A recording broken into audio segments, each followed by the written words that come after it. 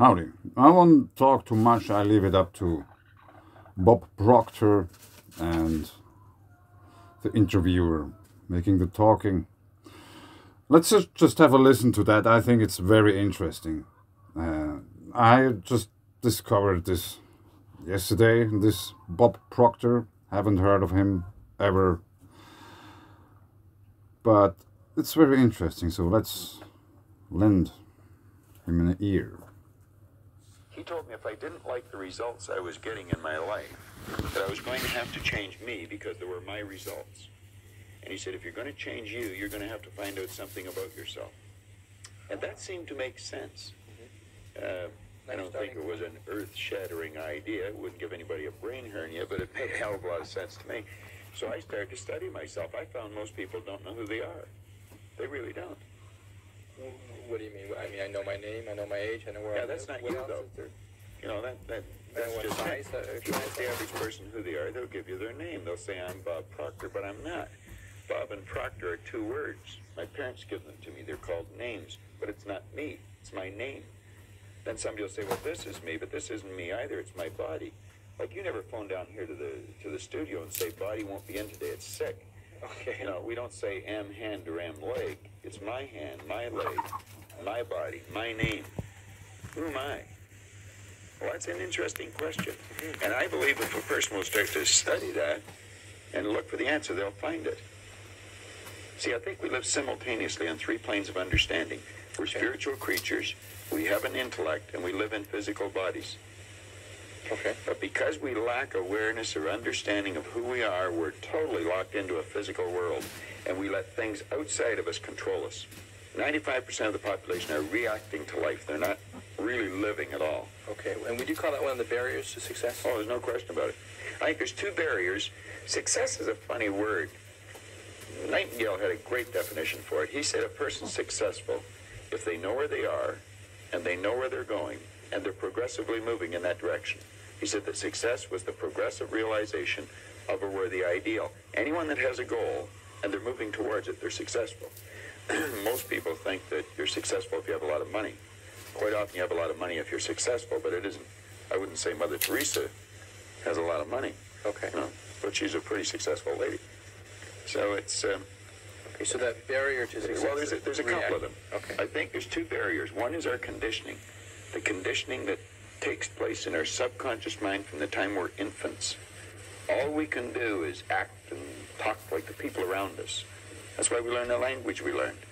If there was 10 languages spoken in our home, we'd learn 10 languages without any trouble. There's usually one, and that's the only one we ever learn. And we grow older and we think, oh, I couldn't learn another language. We could learn 100 if we wanted to. You can do anything.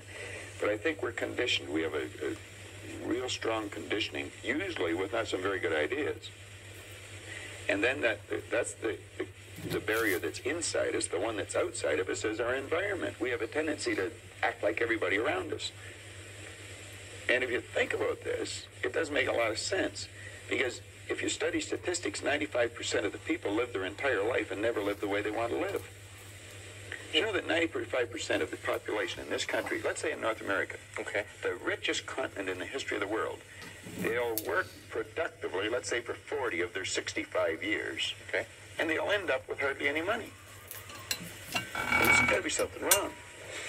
So there's not much... 5% of the people end up financially comfortable or independent. Are you trying to depress us, Bob?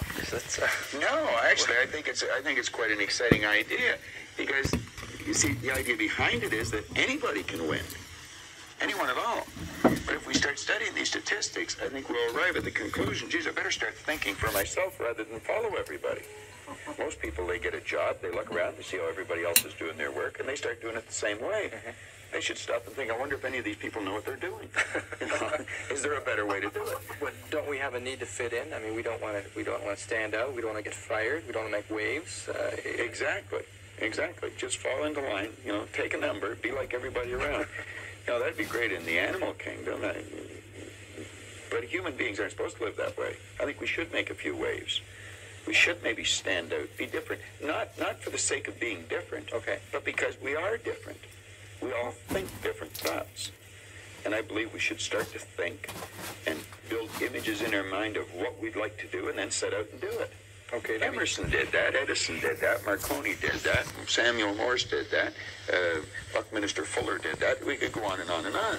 Okay, they were different. They stood out. They made a few waves. Okay, you started with you saying you started with a search for yourself to try to find out more about yourself, and you were somewhat successful along the way. Well, I didn't start it like that in the beginning. I started out wanting to earn a lot of money.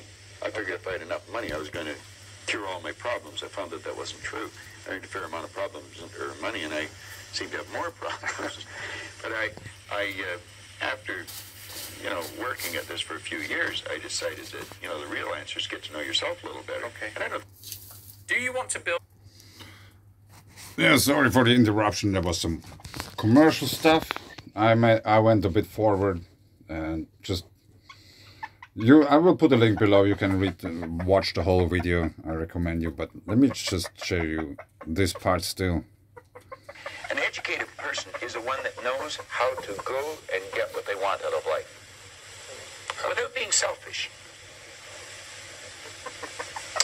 In the sense, a researcher, somebody who knows what they're looking for and knows how to go about finding. Well, I think we should forever be involved in research because learning is a lifelong process. You never stop learning. Education means to draw from within. We're drawing on an infinite source. We've got deep reservoirs of talent and ability within us. We can learn to do anything. We have phenomenal powers. If we used our body like we used our mind, we'd probably just move our little finger. Okay. We don't exercise our mind enough. No. But we're not taught to. Kids in school should be taught, before the school year ever starts, to sit down. They should be given a blank report card and get them to visualize the marks they want to get and write their own report card. This is before school starts. First week in school. And then the teacher should say, now, I want you just to concentrate on how to get that mark, and I don't want you to think of why you can't. And I want you to form the attitude that you're going to get it. Now, some people say that's not being realistic. That's being very realistic. That's following the success principles that go back 6,000 years in recorded history. That's how everything was accomplished. Yes. Anyway, I leave it here.